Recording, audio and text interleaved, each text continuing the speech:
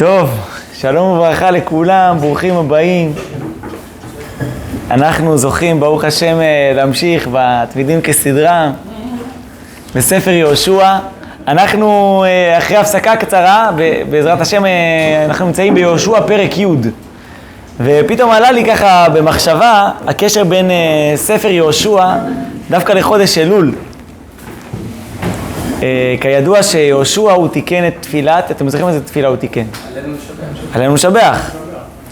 עלינו לשבח תיקן יהושע, ועל כן נקווה זה החן תיקן. החן על כן ראשי תיבות, על כן נקווה זה ראשי תיבות החן. על כן נקווה לך, לראות מראה בתפארת עוזך, להעביר גילולים מן הארץ, הוא בדיוק לקח את אותה עבודה זרה, וזה שהוא הודע, וזה שהוא היה לו את היכולת להודות בטעות, אז לומדים מזה הרבה מאוד, והוא על כן נקווה לך, לומדים מזה מהחן. אבל איך כל השבח של יהושע מסתיים? עלינו לשבח לאדון הכל, ואז כתוב בתורה, וידעת היום והשבות אל לבביך. כל העבודה של חודש אלול זה אחרי הידיעה להשיב אל הלב. דעת זה לשון של חיבור. אתם יודעים שיש חוכמה ובינה זה כמו אבא ואמא. אבא ואמא הם יכולים ללדת ילדים. בשביל מה צריך את הדעת? אתם יודעים, יש חוכמה, יש 3 ספירות עליונות, כתוב בתניא, מסביר בעריכות את הדבר הזה, שחוכמה, בינה ודעת זה 3 הכוחות העליונים, זה החב"ד. זה 3 הכוחות העליונים. וחוכמה ובינה זה אבא ואמא. כך כתוב בזוהר הקדוש. אז בשביל מה צריך את הדעת? בשביל מה צריך את הדעת? איפה הוא נכנס כתפקיד? איפה הוא נכנס? הדעת זה החיבור ביניהם. מה הכוונה החיבור? כמו שאנחנו אומרים, עץ הדעת טוב ורע, נכון? דעת זה החיבור. מה הכוונה החיבור? החיבור, הכוונה שזה יהיה בתוך החיים. שזה יהיה בתוך החיים. שזה לא יהיה מנותק. כמו אבא ואמא, הם יכולים לחיות ביחד. אבל הם במקרה ביחד. הם במקרה ביחד, אין ביניהם חיבור עמוק, אין ביניהם קשר פנימי. הדעת הוא שיא החיבור. הדעת היא השווה אל הלב. הדעת זה איך אני חי את כל הקשר הזה בין איש לאישה בתוך הלב. זה לא מספיק, אפשר בדרך זנות, חס ושלום, גם שאבא ואמא, זכר ונקבה, יולדו ילדים, יולדו תולדות, אבל בלי דעת, והאדם ידע את חווה אשתו. ידע את חווה אשתו, ידיעה זה חיבור פנימי.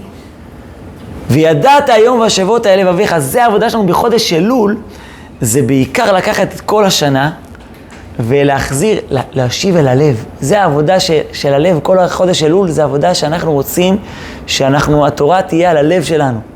שאנחנו נבוא מתוך סדר של אהבה לתוך כל עבודת הימים הנוראים, שזה יהיה יושב על הלב, וידעת היום והשבות אל לבביך.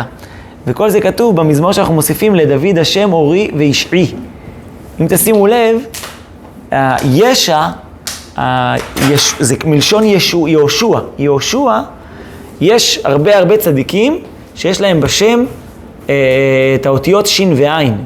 דיברנו על זה בעבר, שהסברנו שיש מנהיגים שהם מעל לעם ישראל, ויש מנהיגים שהם מתוך עם ישראל. יש מנהיגים כמו שאמרנו שהפער בין משה לבין יהושע, שפני משה כפני חמה, ופני יהושע כפני לבנה. לבנה זה מקבל, זה התיאור של כנסת ישראל. לבנה זה כנסת ישראל עצמה. יהושע הוא יודע להלוך מתוך עם ישראל, מתוך. משה הוא מעל כנסת ישראל. והאיש משה, לא נכון, לא ידענו את משה, כאילו משה הוא מעל כל ישראל, חציו ולמעלה מלאך.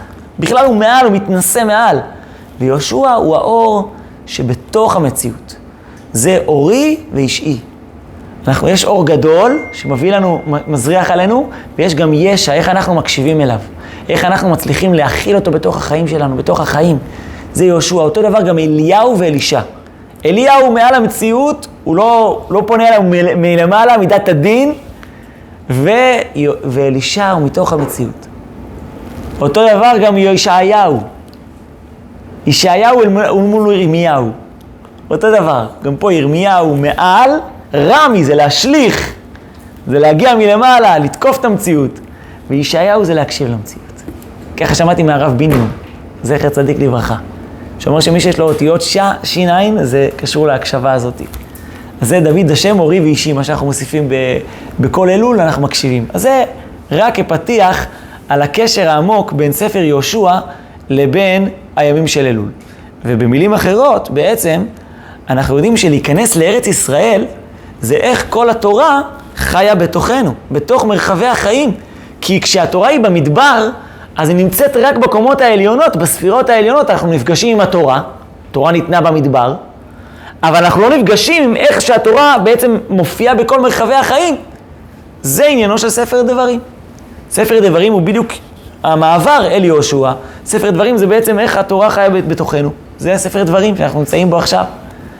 וזה רק הקדמה, איך יהושע קשור מאוד מאוד לימים שלנו, שנזכה בעזרת השם. אז אנחנו נמצאים, איפה אנחנו נמצאים בספר יהושע? בואו נזכר. יהושע לוקח את עם ישראל, עובר איתם את הירדן, נכנס איתם לארץ ישראל, והם נלחמים מספר מלחמות. המלחמה הראשונה שבכולם היא מלחמת יריחו. נכון? יריחו, המנעולה של ארץ ישראל, דיברנו על המרגלים, דיברנו על כיבוש יריחו, הפלנו את החומות, סיפרנו הרבה בעריכות על כל העניין של החומות של יריחו, על העניין של רחב הזונה, על תיקון של חטא הזנות, על תיקון של כל המוסר שנקרא ביהושע. ואז הגענו למלחמת האי. מלחמת האי הייתה מלחמה מסובכת, כי פתאום עם ישראל נופל במלחמה ולא מצליח. ואז היה את התיקון של מלחמת האי, איך יהושע מבין שהוא מלך, מבין שזה בעצם גם שהחן ביקש ממנו להיות. החן אמר לו, אני משבט יהודה, תרומם את המלכות, איפה המלכות? לא הגיעה המלכות. לכן היה תיקון, במלחמת האי השנייה, יהושע הלך בראש.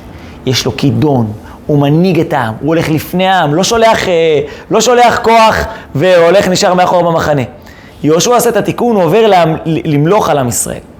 אחרי מלחמת יהושע, אחרי מלחמת האי, היה לנו את הסיפור עם הגבעונים. נכון, היה לנו את הסיפור עם הגבעונים. אחרי ניצחון על האי, היה לנו את הסיפור עם הגבעונים, שהגבעונים בעורמה, הם הגיעו וגנבו את ליבו של יהושע, וכרתו ברית בצורה שקרית עם עם ישראל.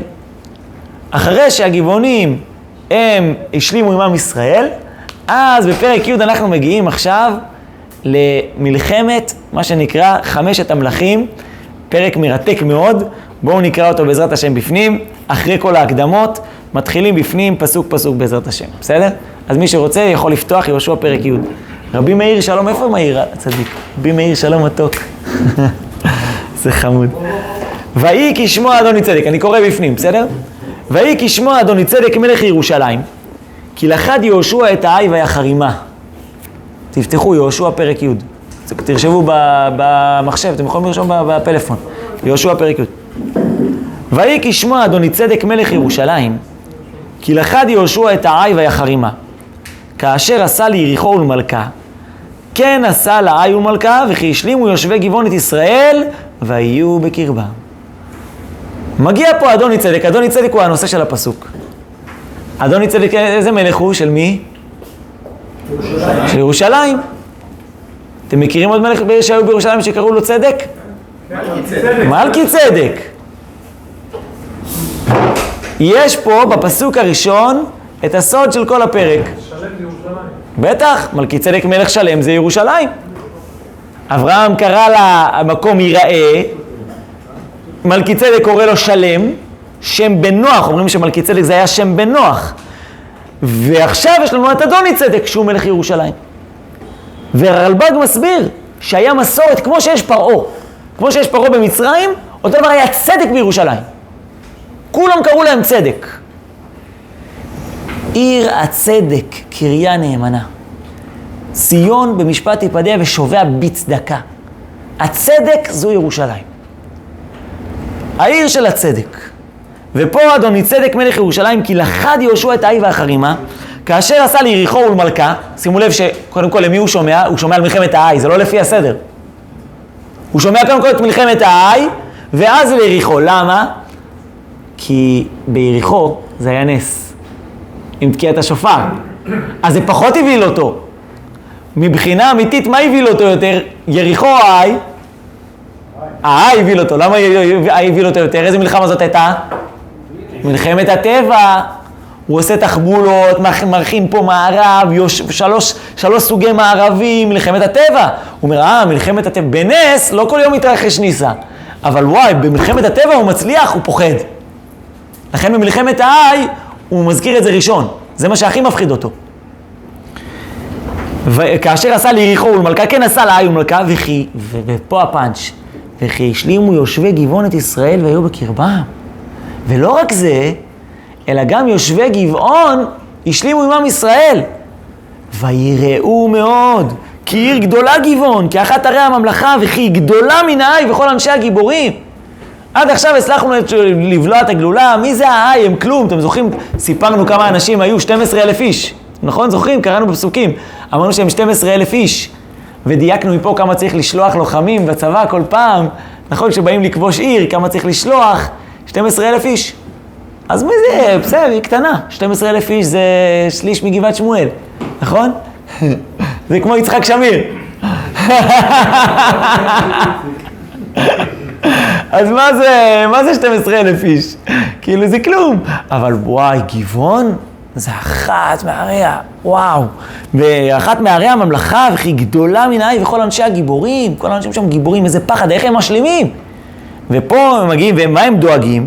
הם דואגים שעכשיו יהיה פה עכשיו תהליך. כל האומות שנמצאות בארץ ישראל יבואו וישלימו עם ישראל. מיד, וישלח אדון מצדק מלך ירושלים. שימו לב שמה שמרכז פה את הכל זה ירושלים. למי הוא שולח ירושלים ראשון? חברון. כי מירושלים יש לנו את חברון. האזורים האלה בארץ הם סימן המילתא. כל האזורים האלה שהיום אנחנו אומרים הם ערי הקודש, ואז היה שיא הסטרא אחרא בהם דווקא. תסתכלו, זה פשוט עובדה. בכל מקום שהוא קדוש, תמצאו אחר בסטרא אחרא. בכל מקום שהוא הכי קדוש, זה עובדה, פשוט צדק ילין בה, ואתה מרצחים.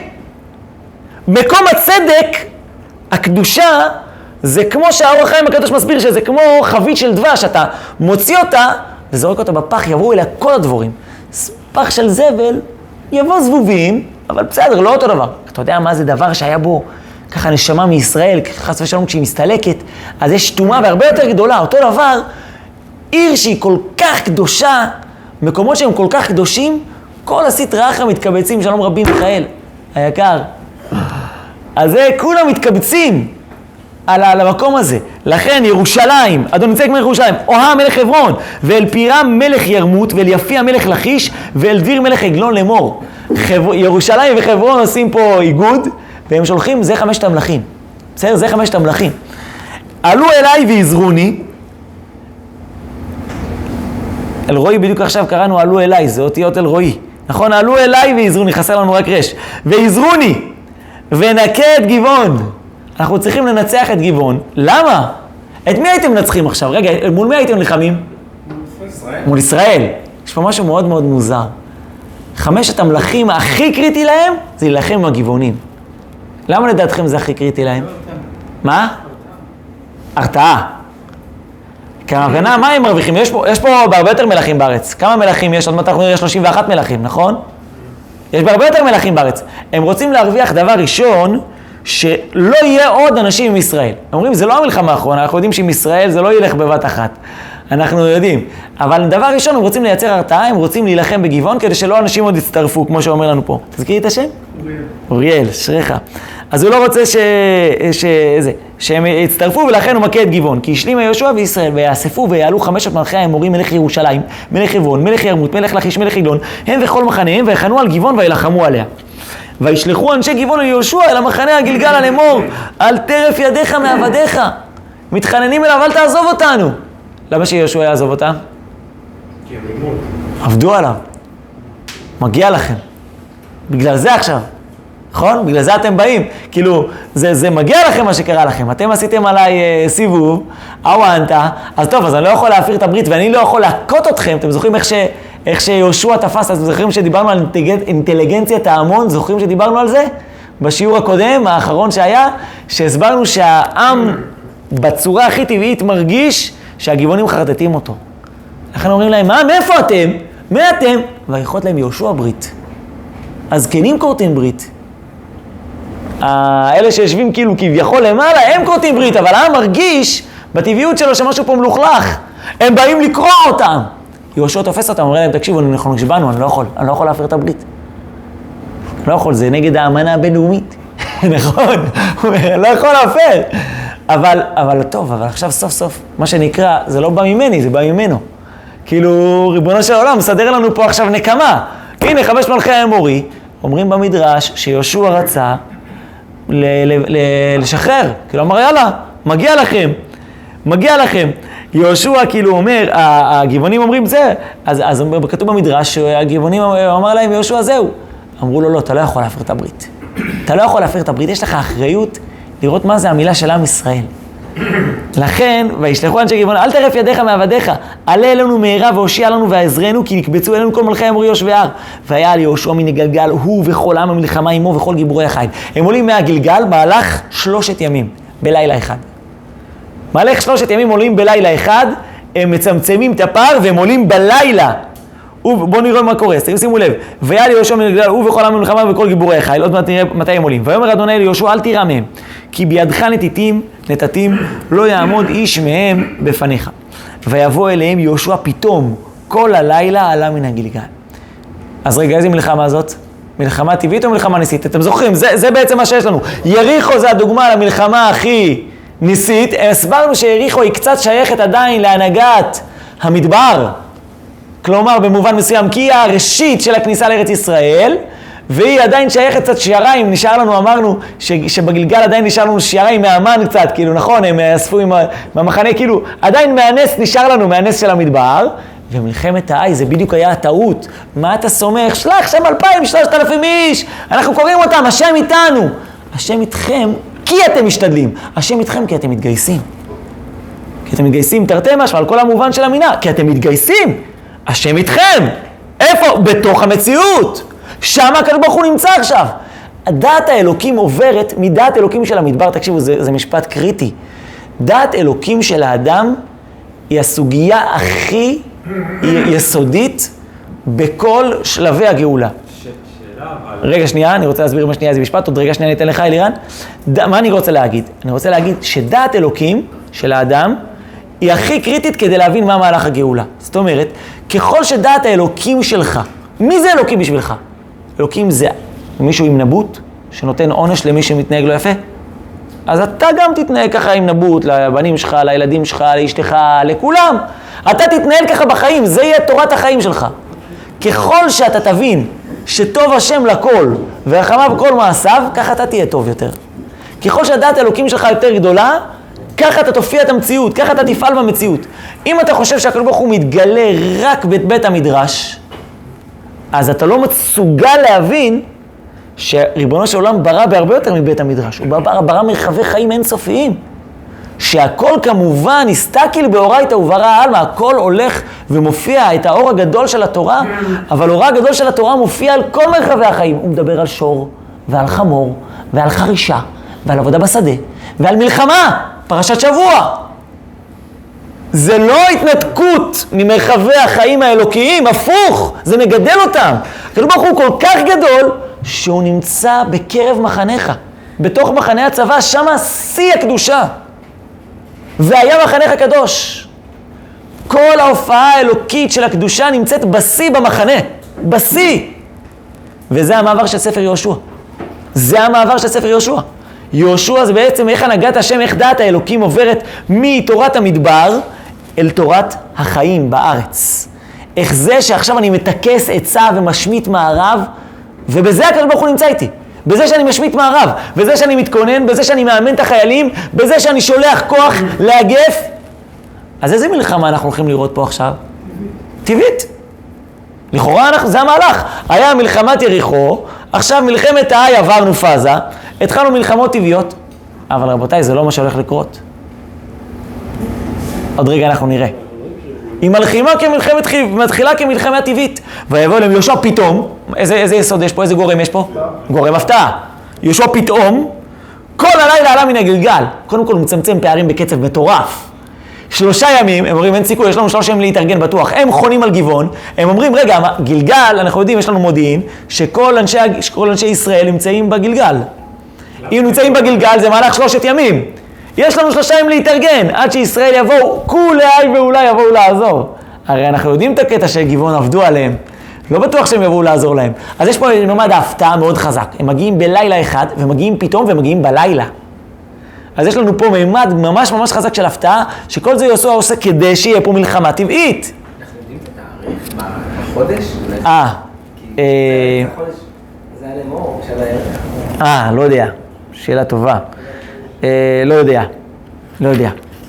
ויאומם אדוני לפני ישראל, ויקם מכה גדולה בגבעון, וירדפם דרך מעלה בית חורון, ויקם עד עזקה ועד מקדה. ויאומם, אנחנו שומעים את ההלם, נכון? שומעים את ההלם הזה. ויאומם. מי ויאומם? הקדוש ברוך הוא, מתערב. רגע, אז זה לא סותר. הכוונה, יהושע בפתאום, ויאומם השם. זה המשכה. בגלל שיהושע עושה את ההשתדלות להפתיע, הקדוש ברוך הוא איתו, בתוך הדבר הזה, ויאומם השם לפני ישראל. הוא עשה להם מהומה במחנה, ויקם מכה גדולה בגבעון, וירדפם דרך מעלה בית חורון. כאילו, זה קצת קשה לתאר את זה, כי בעצם, תחשבו שמחנה ישראל בגלגל זה עבר ירדן המזרחי, ממש סמוך לירדן. סמוך לירדן. יש מקום, קוראים לו קסר אל יהוד. מכירים? שמעתם? יש מעבר בירדן, שקוראים לו קסר אל יהוד, שם על פי המסורת עברו עם ישראל את הירדן. זה 9 קילומטר צפונית בעצם מים המלח. 9 קילומטר צפונית מים המלח. זה יחסית קרוב יותר לים המלח בעצם. בסדר? שם זה נקרא קסר אל יהוד, שם הערבים קוראים לזה קסר אל יהוד, יעני נשבר, שם שברו היהודים את הירדן, קסר אל יהוד. בסדר? אז שם פחות או יותר הגלגל זה במקביל לזה טיפה מערבה, פנימה, ואז הם הולכים, תחשבו, שהם הולכים לגבעון, גבעון זה סמוך פחות או יותר, זה דרומית לירושלים. בסדר? דרומית לירושלים, מה? גבעון של היום? אני לא יודע אם זה אותו מקום. סליחה, צפונית לירושלים על אותו קו, בצפונית לירושלים. בסדר? כן. אבל זה טיפה ממערבה, ואז הם הולכים לבית חורון, זה טיפה יותר מערבה. ואז הם רודפים אחריהם לכיוון מערב, עד הזקה ועד מקדה. הזקה זה כבר פלישתים. אתם יודעים איפה זה? הזקה זה כבר הם יורדים אחריהם. תחשבו שהם יורדים, הם רצים אחריהם במורד. מהרכס, הם יורדים אחריהם במורד. אתם קולטים את זה? הם יורדים, כאילו, הם רודפים אחריהם ברכס הרי ירושלים, כאילו באזור הזה, ואז הם רודפים אחריהם עד הזקה ועד מקדה. ממש מגיעים לשפלה כבר. אבל זה היה ממש הברכה והקללה, הם עברו מהגלגל. בהתחלה, אין סדר ומאוחר, רק הערנו על זה. קראנו שזה בסוף הפרק, כשהם עברו כנראה הם עשו את זה, ואף על פי כן זה הופיע בפרק ט', בסוף פרק ח', סליחה. על זה ראינו שאין סדר ומאוחר ומוקדם, לא רק בתורה אלא גם בנביאים. זה היה המקום שבו ראינו את היסוד הזה. כן. למה פה הם בגלגל? הם לא התקדמו? פשוט חוזרים כל הזמן? כן, כנראה שהמחנה היה בגלגל, זאת אומרת, הם תוקפים את היריחו, הם תוקפים את העי והם חוזרים לגלגל. בסדר? הם תוקפים וחוזרים למחנה הגלגל. שמה גם המשכן. אתם איתי? כל זמן הכיבוש והחלוקה, 14 שנה, המשכן נמצא בגלגל, שם הם נמצאים, שם המחנה. המחנה נמצא שם. זה כתוב בגמרא במסכת זבחים. מה אתה אומר אלירן? סליחה. הם היו לוקחים איתם את ארון הברית לכל מלחמה. איזה ארון? יש מחלוקת, יש הגמרא אומרת 2 ארונות היו. השאלה היא הזאת, בכל מקרה ניסים היו קורים במלחמות, זה כל העניין. זה מה שבאתי להגיד לך, אמרת שהיה טבעי ו... כן, ראינו באריכות על זה, דיברנו על זה הרבה בפרקים הקודמים. זה לא בשיעורים קודמים. כן. אז לא, זה לקרוא למלחמות של פעם טבעיות, פעם הניסים היו קורים בכל מקרה. תראה. היום, מה שמלחמת 6 הימים זה נס. כל מלחמה שלנו זה נס. נכון, אבל זה נס מלובש בתוך הטבע. זה בעצם היסוד הזה, שדיברנו על זה באריכות. דיברנו על זה באריכות, שיש זוגיות בין הטבע לבין הנס. יש מחשבה תמיד שבעצם הטבע והנס הם צוררים זה את זה. אבל אמרנו שדיברנו על זה שתו למיטב תנדו, אתם זוכרים? שאמרנו שיש איזו זוגיות כזאת בין הטבע לבין הנס, שתנדו, הסברנו שזה ראשי תיבות תן טבע נס. ככה הסברנו. על פי הרב קוק באורות הקודש מסביר את זה. שיש מימד שאנחנו רוצים שהטבע והנס יהיו מאוחדים. כלומר, שההתכוננות שלנו מצידנו תהיה השפעה שנחסה את זה כביכול בטבע. כמו שהקדוש ברוך הוא עשה בים סוף. ויולך השם רוח קדימה עזה כל הלילה, ואז הוא בקע את הים. למה צריך את הרוח קדימה עזה כל הלילה?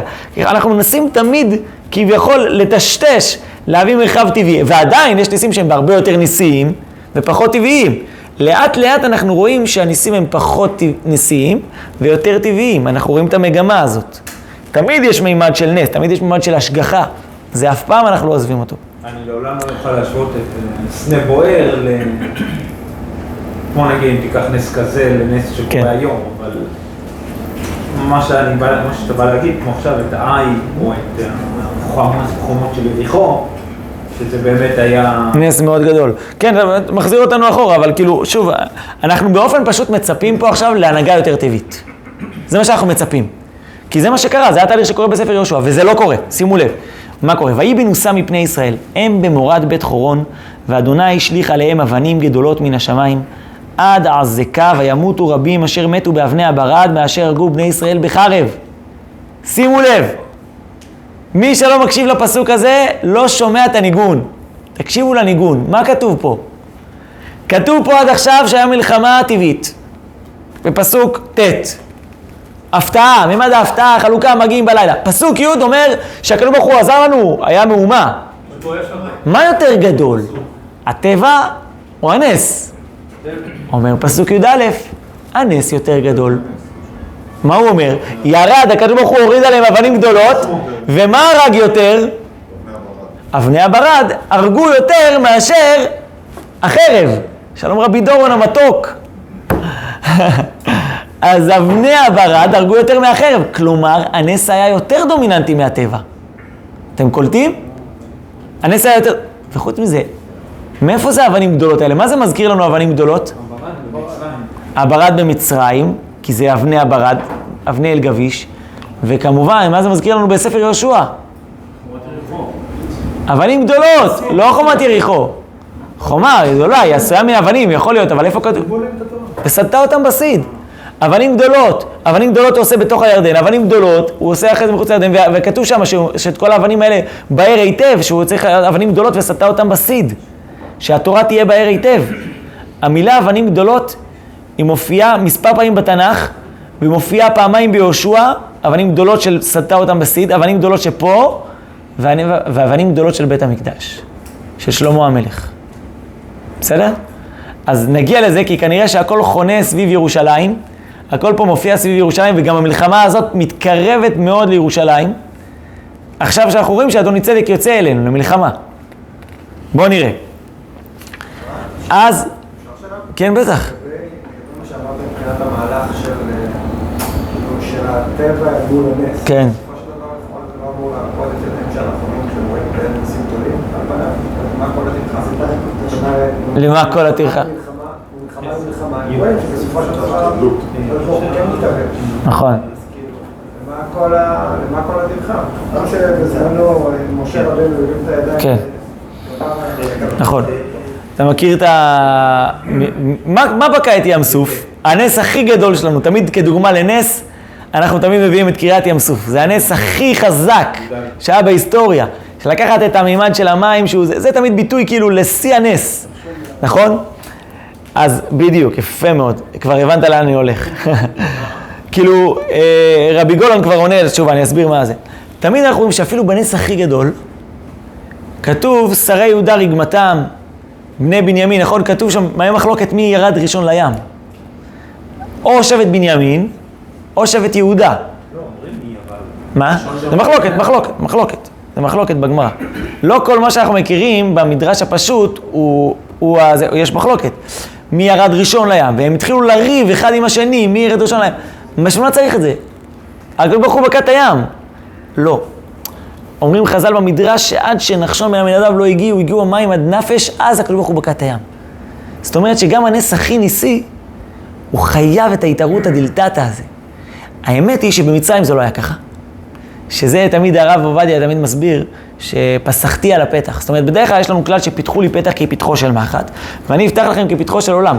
ובמצרים זה כל הנושא של פסחתי על הפתח, שאני אפסח, לכן קוראים לו פסח, שהקדוש ברוך הוא פסח על הדלת, פסח על הפתח, שאנחנו בדרך כלל צריכים לפתוח פתח, הקדוש ברוך הוא גאל אותנו, כי היינו כל כך במ"ט שערי תאומה, הקדוש ברוך הוא בא, גאל אותנו, היינו תינוקיים, היינו כמו, מי שגדל תינוק, הוא לא מחכה שתעשה איזה ג'סטה שאתה אוהב, הם מניקים גם בלי שהוא רעב, לא מאכילים אותו עוד לפני שהוא צועק בכלל. נכון, זה תינוק קטן, ממש קטן. לאט לאט דורשים ממנו להתרומם. לאט לאט דורשים ממנו לתקשורת בסיסית. זה מה שקורה בעצם בקריאת ים סוף. בקריאת ים סוף, בעצם אנחנו מצפים מעם ישראל איזו התעוררות כזאת מלטאטה, ואז יגיע נס מאוד מאוד גדול, אבל התעוררות דלטאטה. ולאט לאט הדברים האלה בעצם בדור המדבר הולכים ומתבררים. המן תמיד ילווה אותנו, אבל המן מתחיל להפסיק. מיד בואה עד ארץ נושבת. וזה ממש תיארנו בפרקים הקודמים, את היחס בין הטבע לנס כל הזמן. זה ספר יהושע. המעבר הזה בין הטבע לנס. בין השמש לבין הלבנה. בין הכוח העליון הזה, האור, לבין האישי, לבין ההקשבה. בסדר?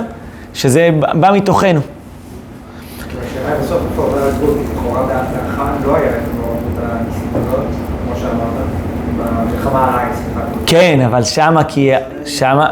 שמה במלחמת האי היה בדיוק, שמה אמרנו שבדיוק זה מה שנדרש מעם ישראל, לעבור עכשיו למרחב הקודם, זה הטעות שלהם הייתה, שהטעות שלהם זה. אז לכאורה אני הייתי מצפה שכל פרק י' יהיה מלחמה טבעית.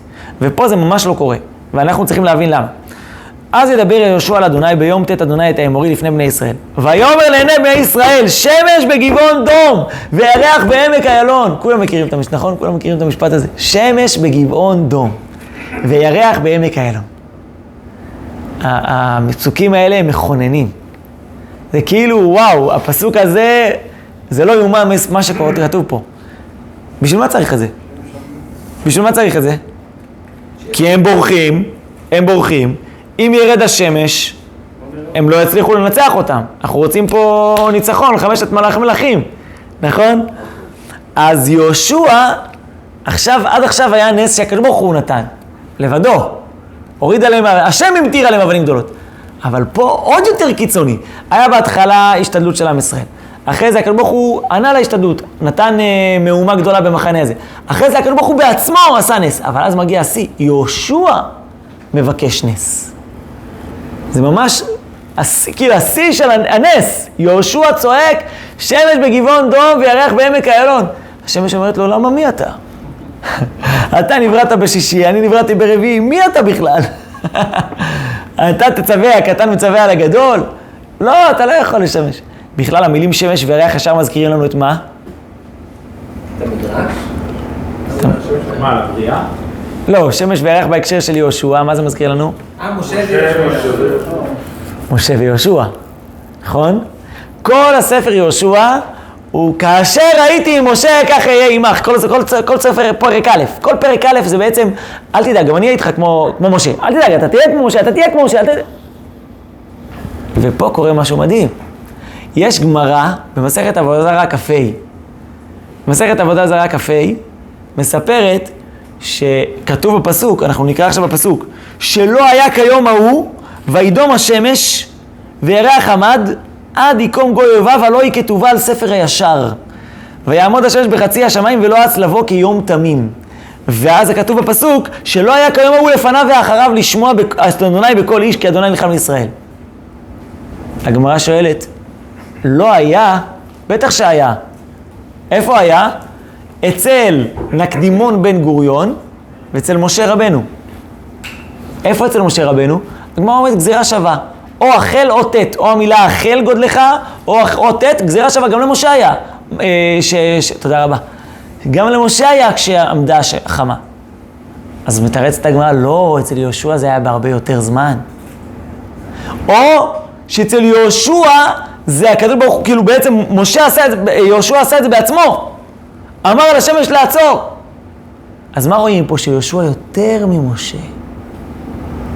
וזה פה בכלל מפחיד. איפה זה היה אצל משה? הגמרא אומרת, היא לא מספרת באיזה אירוע. היא אומרת, מאיפה לומדים מזה? מאיפה? הגמרא אומרת, מנהלן. הגמרא אומרת, מאיפה אתה יודע שזה היה אצל משה? אומרת הגמרא, החל או החל. גם פה אצלו כתוב, החל גודלך והחל תת לפניך את הזה. או תת. שתי אפשרות לגזירה שווה, אבל היא לא אומרת על איזה אירוע. על נקדימון בן גוריון, מי שמכיר קצת כה עשו חכמינו, אז הוא מכיר את הסיפור שנקדימון בן גוריון קנה את הכסף מאותו עשיר. רבי מאיר, תקשיב את הסיפור. נקדימון בן גוריון קנה מים לעולי רגלים, ואז הוא אמר לו, תיתן לי עד תאריך מסוים, ואני אחזיר לך את המים. ואם אני לא אחזיר לך את המים, אני אתן לך כיכר כסף. עכשיו לא היה לו את הכסף הזה, אבל הוא התחייב. רצה להתחייב בשביל העולי רגלים. ואז הגיע, והוא אומר לו, מנדנד לו, תביא את הכסף, הוא אומר לו, יש לי עדיין זמן, עדיין השמש לא שקעה, ואז השמש שוקעת.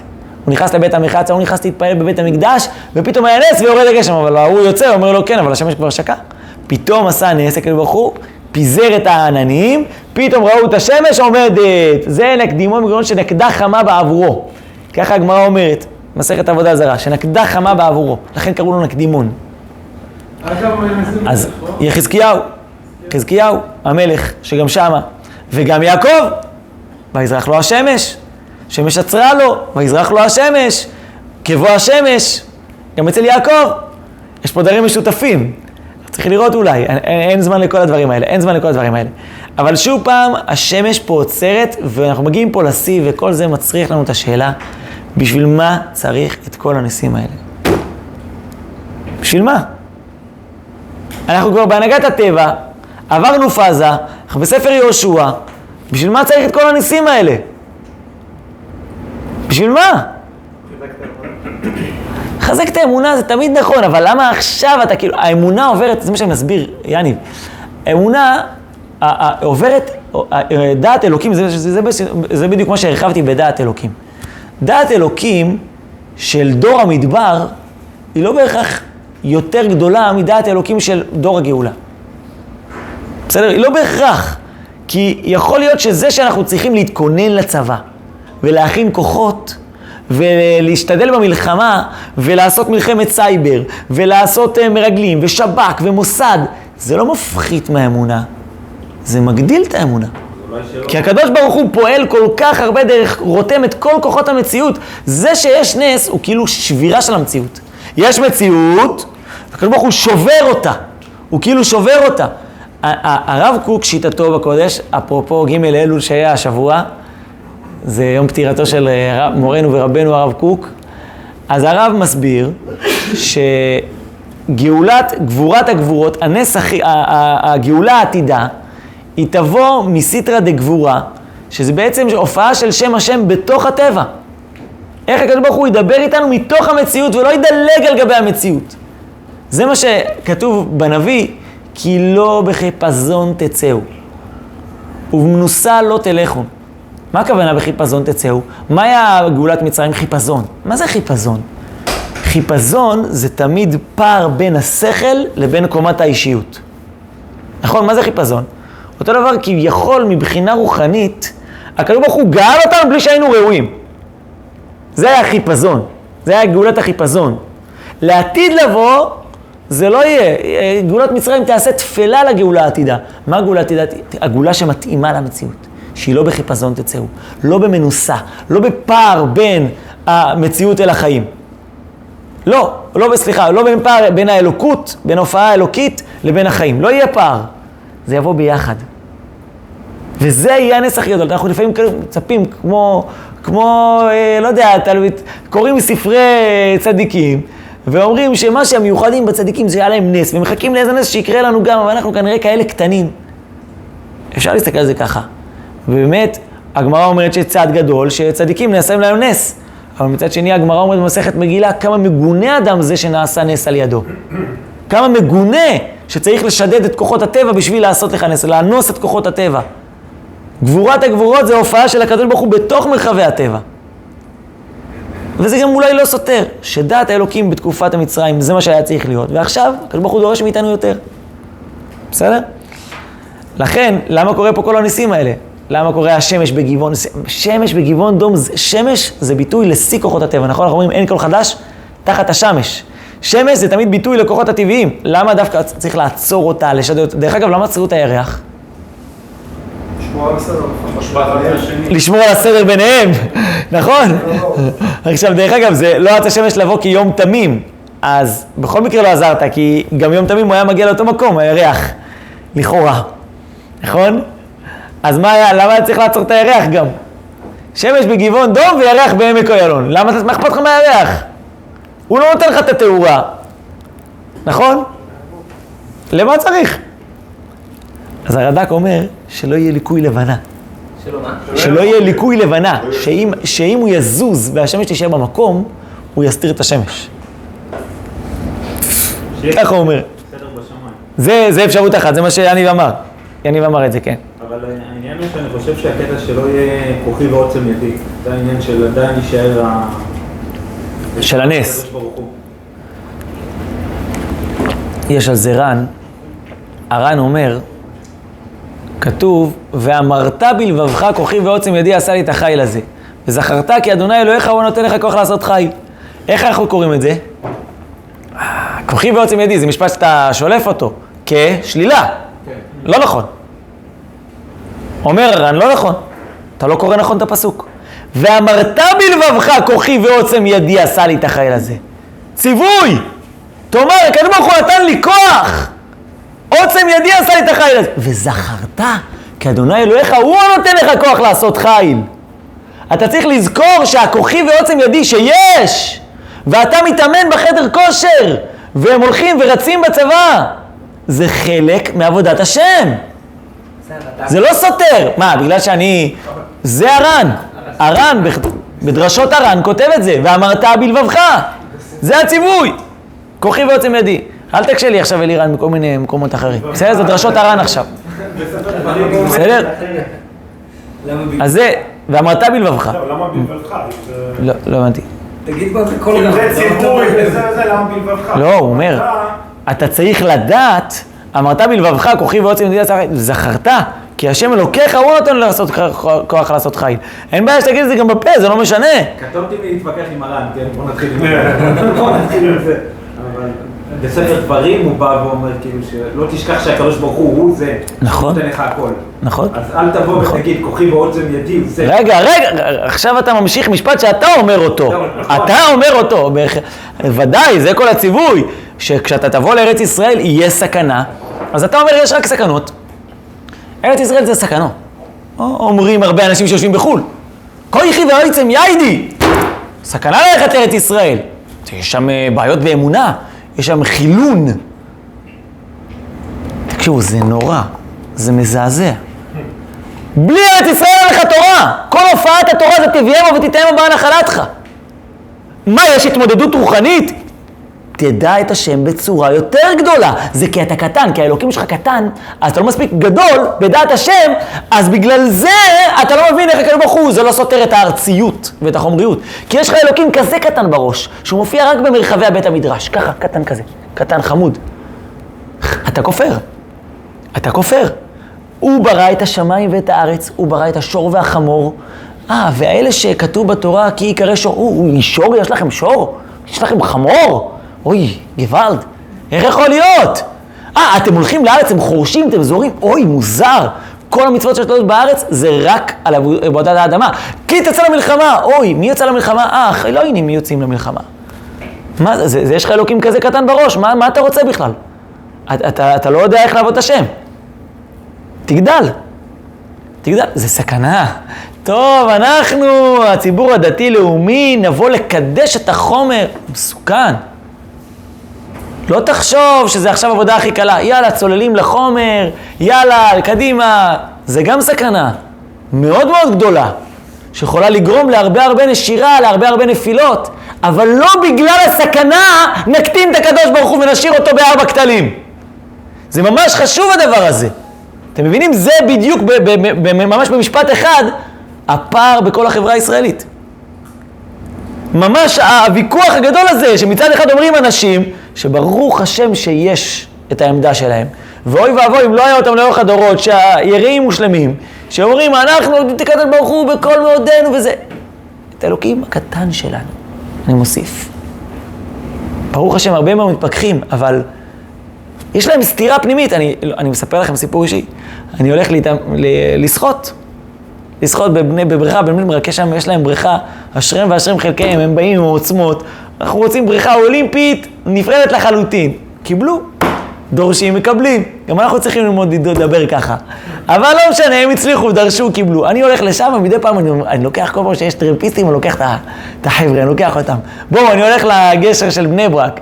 הם לא יודעים שאני הולך לגבעת שמואל אחרי זה. בואו, אני לוקח אותם. ואני קולט שהבן אדם כאילו, יש לו סתירה פנימית, למה הוא הולך לבריכה? כאילו, הוא מוותר לעצמו קצת. כאילו, ללכת לבריכה, זה לוותר לעצמך, כי היית יכול ללמוד בבית מדרש. אני לא מדבר עכשיו על גדולי עולם שכאילו לא שרים והגית בהם, אבל אני חושב שיותר גדול זה לא לראות סתירה בזה שאני הולך, זה שאני מטפל בגוף שלי, זה לא סתירה. זה לא סתירה, זה חלק מעבודת השם. חלק מעבודת השם שלי. אדם שהוא קטן, הוא חושב שהקדוש ברוך הוא מופיע רק במרחב המצומצם הזה. אבל הוא אומר, זה חלק מעבודת השם, ואז יש לך סתירות פנימיות. יש לך סתירות, רגע, אז אני רוצה גם לאכול, אבל אני קטן כשאני רוצה לאכול. אבל אני קטן כשאני רוצה לעשות כושר. אני קטן כשאני רוצה... לא, אני קטן כשאני מפנק את שישי ואני מדבר עם אשתי, עכשיו שיחה. דבר איתה, משוחח איתה, מה שלומך? אתה מוותר לעצמך. היית יכול עכשיו. אוי ואבוי. זה תפיסה פירודית. דיברנו על אחת שאלתי. דיברנו על זה שיעור הקודם. אחת שאלתי. כל הנטיות הנפשיות והצרכים שלנו הם בעצם בקשת השם. אחת, בקשת השם, בכל מרחבי החיים. זה מה שאנחנו מבקשים. זה נובע מתפיסה פירודית. אני כאילו עוצר מכל הפרק בשביל לבאר פה דברים יסודיים בהנהגת השם בטבע ונס ובכלל בדעת אלוקים. מה אתה אומר, נאור? הוא לא רואה את זה, כאילו לא היה זה כאילו מה? הוא אומר, אני עכשיו עוזב רק את הבית מדרש, הולך לשחות, צריך לקיים טיפה... למה? מה זה? ויתרת קצת כאילו? כן, הוא רואה את זה ביטול, מתוך זה קיומה. אבל למה? בין הזמן, הוא אומר, טוב, אני רוצה רגע שנייה, אני שומע אוויר, שלושה שבועות אני כופר, זה יוצר סתירה בנפש. הוא אומר, 3 שבועות אני כאילו לא אוהב את השם, כדי שיהיה לי אחרי זה קצת מרחב. שנייה, לא, כי אני אסביר לך מה זה יוצר. כי אז הוא אומר, איפה אני חי? אני חי בחוץ. אני צריך קצת אוויר מהבית מדרש המעיק הזה. אז בית המדרש הוא הפך להיות בית הסוהר. מה זה? מה פתאום? אוי ואבוי, מה פתאום? בית מדרש זה בית מדרש חי. אני שמח בו, אני אוהב את השגרה, אני אוהב ללמד, כל יום אני אוהב את השגרה. ואני יודע שיש גם דברים אחרים שצריך לייחס. משפחה, צריך לתת להם זמן, לטיולים, לשמח אותם, לפנק אותם. זה חלק מעבודת השם שלי. כשאני עכשיו לא הולך לבית המדרש, כי הילד שלי חולה בבית, אני יכול להישאר ולהתעצבן עליו. ולמה אתה חולה? ולשכוח את הקדוש ברוך הוא, אתה כופר בקדוש ברוך הוא. אתה כופר בו, הוא שם אותך חולה עם הילד שלך, כדי שתתייחס אליו, כדי שתאהב אותו. לא כדי שתזרוק אותו במיטה ותלמד כשהוא בוכה. אתה כופר! אתה כופר בקדוש ברוך הוא. הקדוש ברוך הוא שם לך, זה לא טעות. אשתי זה טעות שמפריעה לי ללמוד את התורה בדרך. אני צריך להתחמק ממנה, לעקוץ, כן, אני רוצה שאני אשאר בבית כל הזמן. למה זה טעות? זה טעות יסודית, אוי ואבוי, זה הטעות הכי גדולה בעולם. הטעות הכי גדולה בעולם לא שווה באמת כלום. אדם שחושב, התורה שלו קטנה. הוא חושב שאשתו מפריעה לו. אשתו היא נשמה אדירה שהקדוש ברוך הוא הפגיש אותה והוא רצה שתהיה נשוי. הוא רצה בזה. רק בגלל שאתה לא מוכן לעשות עבודת השם דרך הזוגיות, אז זה נראה כמו סתירה. אז זה נראה כמו זה שיש פה איזה 2 כוחות שמתנגדים. זה לא אומר שאין בעיות, זה לא אומר שאין מורכבויות, אבל צריך לדעת איך לעבוד את השם בתוך הדברים האלה. יש הדרכה אלוקית לתוך המרחבים האלה. בסדר? ממש סתינו מהשיעור. בסתירה בכל המסורת, לא יודע, אני מכיר את זה ככה מה שאני מדבר, כל שיעורי תורה, פה אמרו חכמינו, כל הספרים שקראנו וכולי. שזה כאילו, זה לא פוגש את מה שכבודו מתאר, כן? וכאילו, זה נראה בצורה קצת שונה, תקנו אותי אם אני טועה. אולי, הגישה שהוא יוצא ככה. אחד משתיים, או שהם טועים, ואז כאילו... רגע. זה כל כך חזק. תראה. או שהם משהו יתפספק. אומר, קודם כל, התשובה להכל זה זה מה שדיברנו עליו בתחילת השיעור, דעת אלוקים. דעת אלוקים בגלות, אם היא הייתה כל כך רחבה, זה היה מקריס אותנו. כתוב מיום שנחרב בית המקדש, אין לו לקדוש ברוך הוא אלא ד' אמות של הלכה. אם אין לו לקדוש ברוך הוא ד' אמות של הלכה, אז גם לנו אין אלא ד' אמות של הלכה. בגלות, זה הכלל של הגלות, זה הכלל של הגלות. שאנחנו חיים מרחבי חיים מצומצמים, כי הלאומיות שבנו מתה, הלאומיות מתה, אין לאומיות. אז איפה תופיע? רק במרחבי הקודש. רק זה מה שנשאר לנו. נשאר לנו ש"ס בבלי. מאיפה נוצר ש"ס בבלי? במחשכים או שיבה, נקמתי עולם. היינו בגלות, שמנוצר ש"ס מתעסקים בפרטים. כשהיה נבואה, מישהו דיבר על ספרים, איפה כתוב? איפה אז כל הספרים של הנבואה? איפה? איפה כל הנביאים? רק נבואה שנצריכה לדורות נכתבה. איפה כל התורה של הנביאים? כלום. אין לך כלום מבית ראשון. בית שני יצאנו לגלות, בית ראשון יצאנו לגלות, מתחילים איכשהו להתעסק רק הזרקה לפי הדעת אלוקים, ככה הקדוש ברוך הוא מדבר איתך במציאות. זה בסדר מה שעשו ומסרו את הנפש על כל פיפס של תורה, ואוי ואוי אם זה לא היה ככה. זה בסדר גמור, זה לא, אין סתירות. כשנקראנו לדור הגאולה, צריך לעבור עם דעת האלוקים הלאה. ודעת האלוקים מתרחבת. והקדוש ברוך הוא יש לו שכינה. השכינה מופיעה על כל מרחבי הארץ. גם אתה, בתפיסה שלך, צריך לעבור פאזה מהתפיסה הקטנה שתפסה את אלוקים רק בתוך מרחבי הספר. צריך לעבור. צריך לעבור. מרחבי השכינה מתפרסים על כל העולם. ברוך הוא מדריך אותך פה ופה ופה ופה, ויש מרחבי חיים לאומיים. וקראנו בדיוק בספר שופטים, פרשת שופטים. יש מדינה, יש מלך, יש כהן, יש נביא, יש שוטרים, יש שופטים. מה זה? זה שיקצה. שוטר, מה? הוא שיקצה. הוא חלק מעבודת השם. שופט, הוא חלק מעבודת השם, בטח. מה זה? בשיא המשכינה יש שם שופט. לשכת הגזית, שופטים, נביאים, שוטרים, מלך. יש הדרכה אלוקית למלך. יש הדרכה אלוקית לארציות, איך לעובדים את האדמה. אז בסדר, הצטמצמנו, אבל אסור לנו לטעות מהצמצום שלנו בתקופת הגלות, לחשוב שזהו, זה מה שנשאר. אין לנו לקדוש ברוך הוא לדעת את אמות של ההלכה. זה הגלות, זה השכינה, זה הגלות. שהשכינתה בגלותה, זה שכינתה בגלותה. זה עיקר הגלות, בכל צרתם לא צר. הקדוש ברוך הוא מצטמצם, זה בעצם שיא הגלות, זה הדבר הכי כואב בגלות. שהקדוש ברוך הוא מצומצם, שהקדוש ברוך הוא כלוא כביכול. הוא אומר, אני בבייקתא, תגלו אותי כביכול. תנו עוז לאלוקים, אומר הנפש החיים. תנו עוז לאלוקים. על ישראל וגאוותו ועוזב השחקים, ככל כשנכנסת ישראל תופיע פה, והכלכלה שלה תהיה טובה, ויהיו מבחינה מוסרית מתוקנים, וכל האומות יסתכלו עליהם ויגידו, וואו, איזה אומה זאת, איזה אומה קדושה, והם ידעו לדבר בדברים גדולים, ויעלו סרטונים לרשת של אנשים שמדברים דברים מוסריים נשגבים, בכל מיני שפות, ואנשים יגידו, וואו, לכו ונלכה אל השם ויורנו מדרכיו. ויתפסו כל בית ישראל, כל הגויים יתפסו בכנף מעילו ואמרו לכו ונלכה ויורנו מדרכיו, לכו ונלכה אל בית השם, כי מלא הארץ דעה את השם, כמים להם מכסים. את זה איך תביא? אם תישאר עם תורה קטנה ולא תקשיב לקדוש ברוך הוא, אתה לא מקשיב לקדוש ברוך הוא. זה לא שאתה לא בן אדם, תהיה גם וגם, דתי לאומי זה חצי ככה, חצי ככה. איזה טעות זאת, איזה טעות. אוי ואבוי, מי שאומר שלך, אני תמיד לא אשכח את זה. יש כאילו חילוני, יש דתי לייט, יש דתי לאומי, יש חרדי, יש חרדי מודרני, יש חרדי. למה? זה לא נכון, זה מקועקע, זה תפיסה לא נכונה. אבל החילונים, אני באתי מבית חילוני, כן. מסביבה חילונית, ככה הם מסתכלים. בוודאי. רגע, באנו להתקדם בחיים. יניב שאל את השאלה שלך בדיוק לפני 10 דקות, אמר לי, תקשיב, אתה מחדש לי פה דברים, אני מזועזע, עקרת לי את כל עבודת השם שלי עד עכשיו. ברוך הבא, באתי לזעזע אותך. זה מה שבאתי לעשות פה היום. לזעזע. לא, אבל יש פה אנשים שלומדים כבר ברוך השם 4 שנים עם המזעזע הזה והמקומם הזה. אז הם מכירים קצת אותו.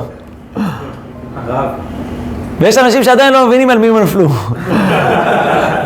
אבל באתי לזעזע אתכם. הרב, אני למדתי ניואנסים מאוד יפים. אתה אלירן פה שיעור אחד, יש לך עוד זמן להקשיב, בנחת, תנשום, שים ידיים, לאט לאט. סתם, אז כן, בכבוד, כן, אלירן, כן, מה רצית להגיד? נגיד, מה שאתה אמרת, יש ניואנס מאוד יפה, התורה אומרת משהו שאנשים פוסחים עליו בדרך כלל, בשמה ישראל, שאומרים בלבבך, למשל. סתם, תקן אותי אם אני טועה, עוד הרב, למה הקדוש ברוך הוא משתמש בלבבך? אתה יכול להגיד בלבך, למה צריך שתי בית? אתה יודע? חז"ל שואלים. הגמרא שואלת, למה לבבך? אומרת הגמרא, בשתי יצריך. לעבוד את הקדוש ברוך הוא דרך היצר הרע. היצר הרע. ואם אתה אמרת שאתה אוהב ללמוד תניא אלירן, זה בדיוק מה שהתניא אומר, שאצל עם ישראל, בשונה מאומות העולם, שאצלהם הנפש בהמית היא כולה מגיעה מהסיטרא אחרא, וכולה נפולה, ואין אפשרות לתקן אותה. אצל עם ישראל החידוש היא הנפש הבהמית שלהם, לא הנפש האלוקית. בעיקר החידוש הוא הנפש הבהמית שלהם, שהנפש הבהמית שלהם היא מגיעה ממקום כזה שיכולים לרומם את כל המציאות יחד איתה, ולתקן אותה. לתקן אותה. זה הנקודה של עם ישראל. הנקודה של עם ישראל שעם כל מרחבי החיים שנפגשים איתם, הם תמיד ירוממו אותם. ככה הגר"א, יש גר"א שאומר שנשמות הגויים הם מהלמעלה, מן השמיים, ונשמות עם ישראל הם מהארץ. שמעתם? נשמות עם ישראל הם מהארץ, ונשמות הגויים מהשמיים. ככה אומר הגר"א. כי החידוש של כנסת ישראל זה איך להביא את כל המציאות, להעלות אותה לשורש שלה. לשוב אל, להשיב את הכל אל הקדוש ברוך הוא. להשיב את הכל לבלתי יידח ממנו נידח. כמו שהגמרא מספרת בדף יומי שאמרנו, ילתא אומרת לרב נחמן, כל מה שהתורה אסרה, שר אילן רחמן עקבתה. לא בא הקדוש ברוך הוא בטרוניה עם בריאותיו, כל מציאות יש איך לתקן את השורש שלה. כל מציאות יש איך לתקן, יש בה משהו מתוקן, יש בה משהו נקודה שאתה צריך להעלות אותה, להעלות אותה. קוראים לזה העלאת ניצוצות, תקרא לזה, זה להעלות את השורש שלה. מה, הקדוש ברוך הוא, מפי עליון לא תצא הרעות והטוב? מה, יש סתירה אצל הקדוש ברוך הוא? סתירה אצלך בראש. כי אתה קטן, תגדול, תגדל. תבין שהקדוש ברוך הוא בהרבה יותר גדול ממה שאתה מדמיין לעצמך. הקדוש ברוך הוא קטן כזה. לא, זה בהרבה יותר גדול. כאילו, דוד המלך שנלחם. אוי ואבוי, איך הוא נלחם? הוא לא למד תורה. אוי, זה כזה מוזר. אתה מוזר! אתה נכה, אתה פשוט נכה. 2000 שנה היית בלי לאומיות, אז אתה נכה, ואז אתה שואל קושיות על דוד המלך, אתה נכה! בחר לנו אנשים, יראי שמיים, וילחם בעמלק. איך יראי שמיים במלחמה? אוי ואבוי, זה לא השייגץ הולכים למלחמה. אתה נכה, תגדל. גם הוא יגדל, גם אנחנו נגדל, כולנו נגדל. אני לא אומר חס ושלום שלא יישמע, יש לנו טרוניה על הציבור מסוים, חס ושלום שלא יישמע, יש לנו גם הרבה כבוד לציבור הזה. הרבה מאוד כבוד. ואוי ואבוי אם אנחנו כבודים עם כבוד, אז אנחנו לא יכולים לדבר עליהם בכלל. אבל לא בגלל זה נתיירא מלדבר דברים גדולים. לא בגלל הפחד הזה נתיירא לדברים גדולים. נקטין את הקדוש ברוך הוא. אי אפשר. ואותו טענה, אנחנו נרצה לקרב באותה מידה אנשים שעושים את כל דברים החיים, אבל בלי תכלית. בלי להבין שהם נלחמים על שם השם. אנשים שנמצאים בצבא ונלחמים בכל הכוח מתוך שותפות חברתית. שזה נחמד מאוד, וזה יפה מאוד, זו קומה מוסרית מאוד מאוד יפה. אבל גם הגויים עושים את זה, מתוך מוסריות חברתית. אנחנו בהרבה יותר, מלחמת השם אדוני נלחם. כך דוד המלך. דוד המלך מבין שזה מלחמות השם. את אותו דבר אנחנו נצטרך להצמיח בשתי הבחינות פה. אני מחילה, אני פשוט עצרתי מהשיעור, אני מדבר רק על זה, כי אני רואה שזה מה שמעניין פה את הציבור. אבל זה מהפך, זה שיעור שמזעזע את ברוכים הבאים. ברוכים מרן הרב, זה תורתו של הרב קוק, הנשמה האדירה הזאת שנשלחה אלינו, לגשר על המעבר הזה משנות הגלות לשנות הגאולה, כי זה מה שקרה פה במדינה. המדינה אמרה, אם אני רוצה להקים מדינה, אני צריך לזרוק את כל תורת הגלות הזאת לפח, כי היא סותרת את החיים. היא סותרת את החיים. זה בגלל שאתה קטן. היא סותרת את החיים. מה? יבינו. בטוח שהם יבינו. אנשים שאלו אותי, מה יקרה? מה יקרה? בטוח יהיה גאולה. בטוח כולם ידעו אותי למקטנה והגדולה. כמה זמן זה ייקח? לא יודע. אם תדבר עליהם בזלזול, אם תיקס עליהם, תעשה מולם הפגנות, אם תדבר בלי לראות בהם את האור, זה בטוח ירחיק. לא יודע איך, אני רק אומר... העניין שהפרשנות של הדברים, זה כנראה לא פחות. תקשיבו, הדבר שהכי מעסיק אותי היום, איך יכול להיות שתורה כזאת גדולה, שאנחנו מדברים פה עכשיו, לא כי אני גדול, אני טיפה קטנה בים, ואם הייתם יודעים באמת כמה אנשים גדולים יש, אני אומר לכם, אני חשוף לזה. גדולים בכל מרחבי הש"ס, בעיון, ברמות שאין לכם מושג. וזה לא האנשים שאתם מכירים אותם בשמות, ואין להם מגבעות על הראש. והם גדולי עולם, ואף אחד לא יודע מזה. הם גדולי עולם, כי התורה שלהם בבתי גבי. אבל כל הדבר הזה צריך להשתנות. את התורה הגדולה הזאת, אנחנו צריכים לתת מהפך. ממש בשנתיים האחרונות, זה מעסיק אותי, זה מטריף אותי. וחלק מזה זה שיש פה מצלמה. וזה זה שצריך לדבר דברים גדולים אל כל עם ישראל. צריך לצעוק, צריך לדבר, צריך להפיץ את התורה הגדולה הזאת. התורה הגדולה הזאת הייתה כל כך גדולה שהיא לא הצליחה להופיע. אז בסוף כולם מכירים את תורת, אתם יודעים, התורה, היום תסתכלו, תיקחו ג'אנר מסוים, אני לא רוצה להגיד את השמות, אבל תיקחו ג'אנר מסוים ותסתכלו על הסרטונים של הג'אנר הזה, ואתם תראו תורה אחת בלבד, תורת הביטחון. זהו, זה מה שאפשר לדבר עליו. מוריי ורבותיי, לבטוח בקדוש ברוך הוא, לראות אותו. נכון, זה מצוין, ברור, זה נכון, חס ושלום שלא יישמע שאני אומר שזה לא נכון. אבל האם התורה שלנו מסתכמת רק בתורת הביטחון של רבנו בחיי שער הביטחון? זהו. לא, זה הבסיס.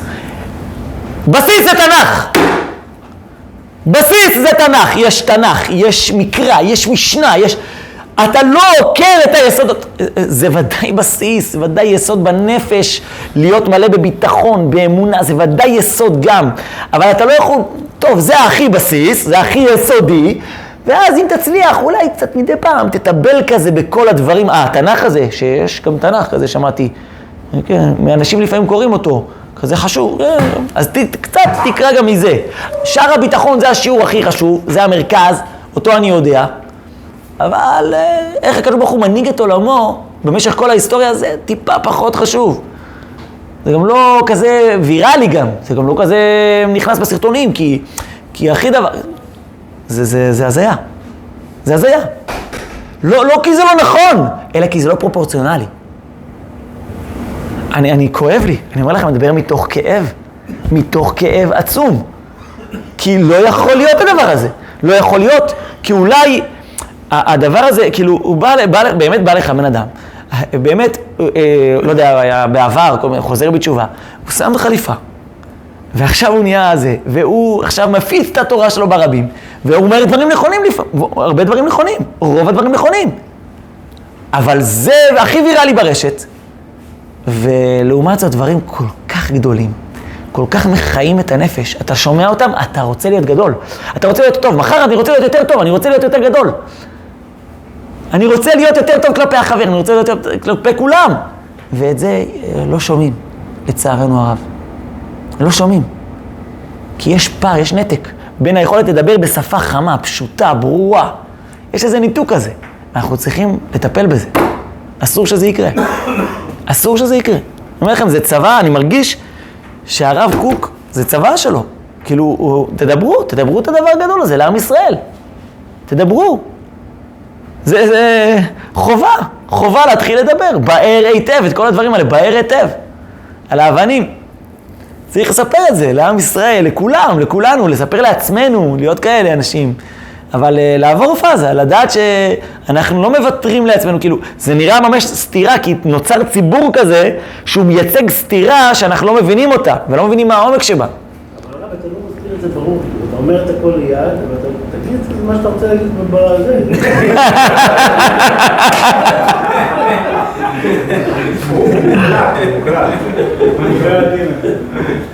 בדקתם אותו, אני חושב גורל משם. לא עוזר כל כך המים, מה אני אעשה? חם ליבי בקרבי. רוצה לבקר חלב? לא. מסכן מרנס, לא הבין מה נפלתי עליו. מה רצה לעשות זכרה לאח שלו. לא הבין מה עשיתי לו. איך כל זה קשור ליהושע פרק י'.